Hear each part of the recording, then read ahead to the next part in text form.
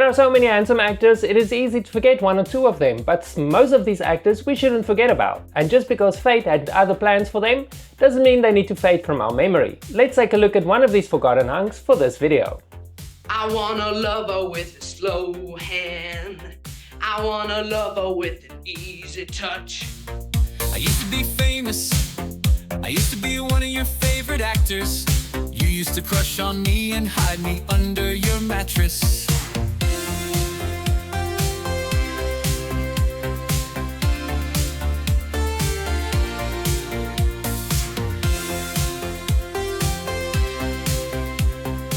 What are you doing? Just cleaning the house. Billy Jayne, first billed as Billy Jacoby, was one of those actors who seemed to pop up everywhere once the 1980s got rolling.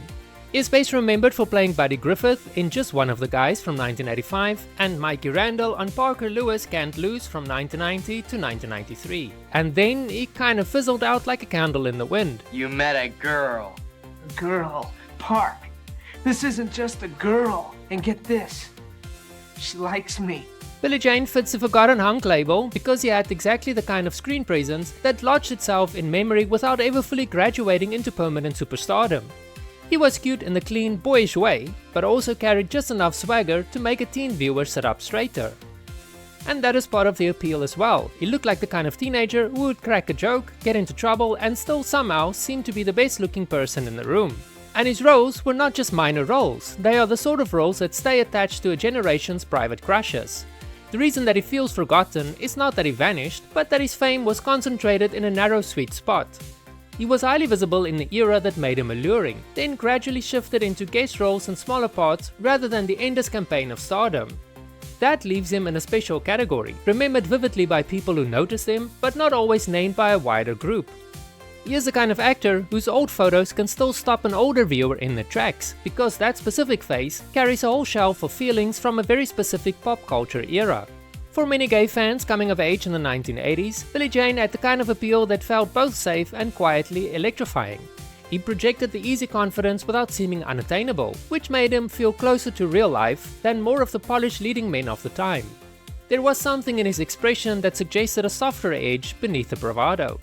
Jayne's characters were frequently the friend, the troublemaker, or just the guy outside of the spotlight, which made him easier to latch onto emotionally.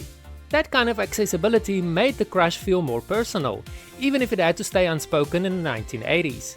Billy Jayne deserves to be remembered because he represents a whole strain of 1980s and early 90s screen charm. Youthful, approachable, a little mischievous, and impossible to ignore once he appeared. This obviously mattered, because culture is built on more than just the biggest names.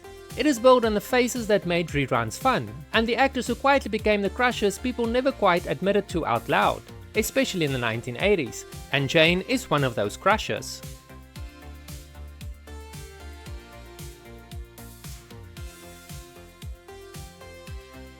Thank you so much for watching this video. If you enjoyed it, give me a thumbs up and a subscription would be nice. You can also check out some of the other great videos on my channel. I used to be famous. I used to be one of your favorite actors. You used to crush on me and hide me under your mattress.